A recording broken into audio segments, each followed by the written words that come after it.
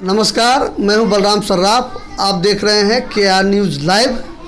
इस समय हमारे सामने राजनगर विधानसभा से 2 बार विधायक रह चुके और अभी बिहार सरकार के PHED विभाग के मंत्री डॉक्टर रामप्रीत पासवान हैं।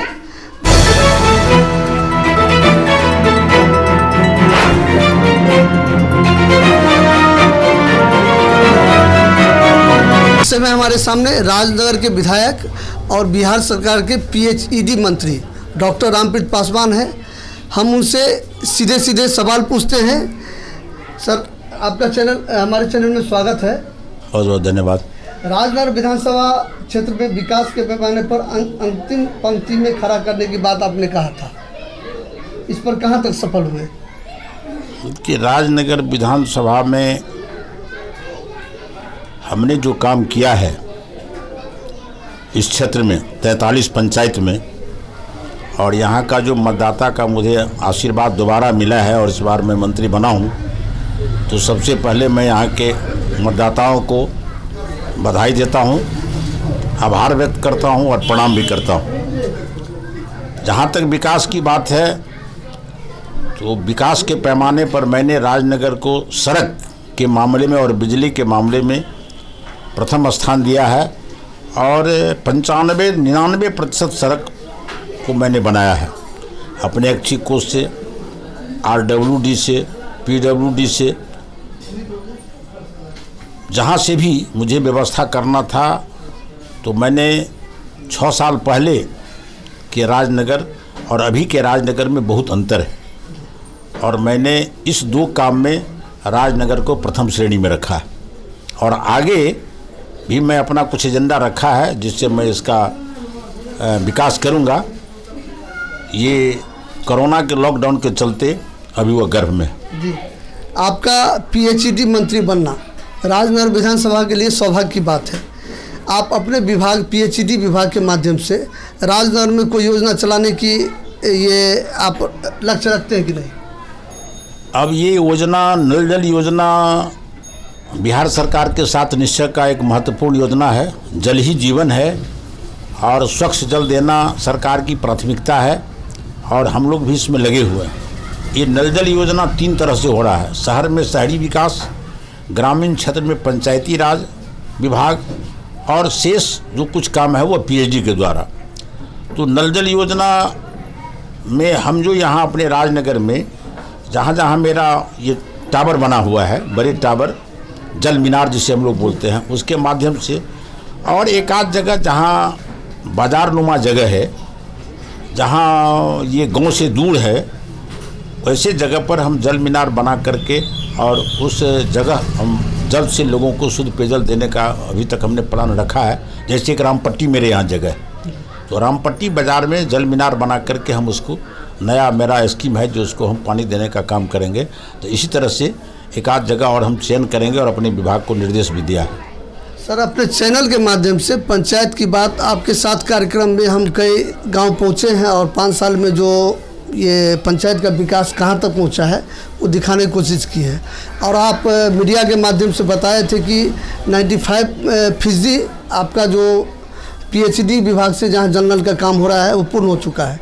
हम पहुंचे थे भटगामा के पास, पूर्व PHED मंत्री विनोद नारायण झा का गांव है घंघौर पंचायत में पहुंचे थे। तो वहाँ PHED का काम बाधित है, कुछ काम है लेकिन उन लोगों को स्वच्छ जल का नल नहीं पहुंच रहा है। साथ में खुटौना पहुंचे थे, खुटौना पंचायत में, वहाँ भी वहाँ के मुखिया ने भी यही स्थिति बताया।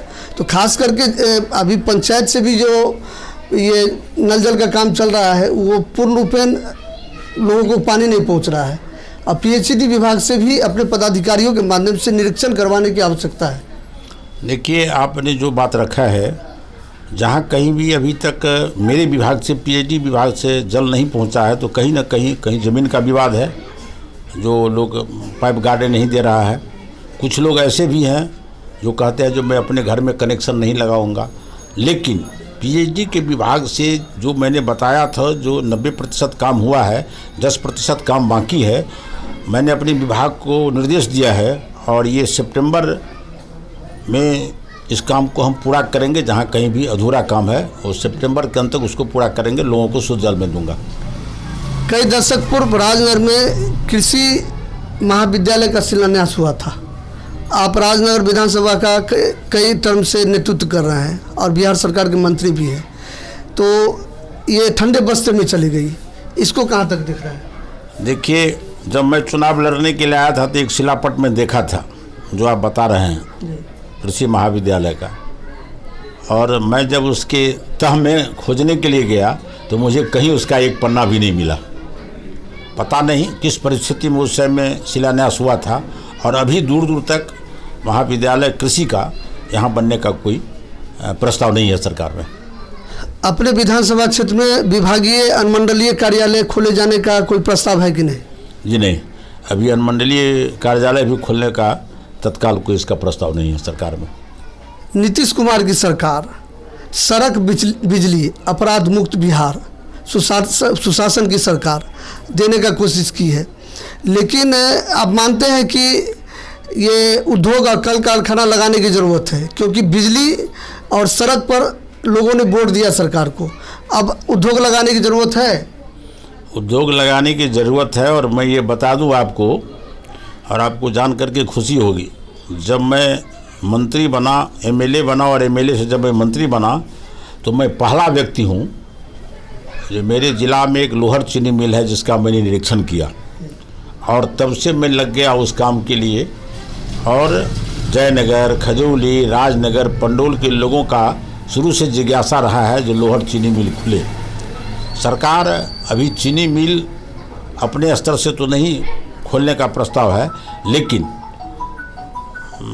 उद्योगपति को दे करके उसको खुलवाने का प्रस्ताव है। और मैं आपको बता दूं, जो इस 5 वर्ष में यहाँ लोहर चीनी मिल में इथेनॉल बनाने का हम लोगों ने जो प्रस्ताव दिया है और सरकार ने उसे मंजूर भी कर लिया है, और ये अगले 22 से यह कार्यक्रम शुरू हो जाएगा आपको लोहट में। इसका मैंने प्रयास किया और मुझे सफलता भी मिली है। अपने राजनगर विधानसभा के नागरिकों को आप एक अपील जरूर करें। मैं यहाँ के लोगों को बधाई देता हूँ, आभार व्यक्त करता हूँ जो मैं विधायक बना और जो मंत्री हूँ। मैं यहाँ के लोगों के लिए हमेशा से इनके विकास के लिए तत्पर रहूँगा, इनके स्वाभिमान की रक्षा के लिए तत्पर रहूँगा, और जो भी सरकारी कार्यक्रम है जिससे लोगों को लाभ मिलेगा, अभी गरीब कल्याण वर्ष, अभी गरीब योजना के तहत गेहूँ व चावल देने का जो हम लोगों ने काम किया है, उसका भी हम लोगों को बीच में प्रेरित कर रहे हैं जो ज़्यादा से ज़्यादा लोगों को लाभ मिले। एक एक गरीब जिसे भोजन की दिक्कत होती थी, अब आज की तिथि में पहले से बहुत ज़्यादा बेहतर भी हुआ है। लोग इस कोरोना काल में नवंबर तक लोगों को अन्न मिलेगा, सरकार से फ्री 5 किलो चावल या गेहूँ ये लोग ले भी रहे हैं। और जहाँ तक गरीबी जो है सो हम लोगों ने दूर किया है। अब कोई भी ऐसा व्यक्ति नहीं है जिसको भोजन नहीं मिलता है, सारे लोगों को भोजन मिल रहा है। दवा के लिए भी हमने इन लोगों को प्रेरित किया। और एक सूचना मैं आपके माध्यम से ये देना चाहता हूँ, जो सरकार ने एक स्वास्थ्य के क्षेत्र में एक काम किया है। बहुत सारे ऐसे बच्चे हैं जिसके जो जन्म लेता है तो उसके हार्ट में छेद हो जाता है, उस बच्चे का इलाज सरकार करेगी। उसके माता पिता और बच्चों को हैदराबाद ले जा करके और उसका इलाज मुफ्त में कराएगी। हवाई जहाज़ से ले जाते हैं और ले आते हैं, 20 दिन में इसका इलाज हो जाता है और घर पर उसको हम लोग भेजते हैं। इस तरह से इस बात का भी प्रचार प्रसार हम कर रहे हैं।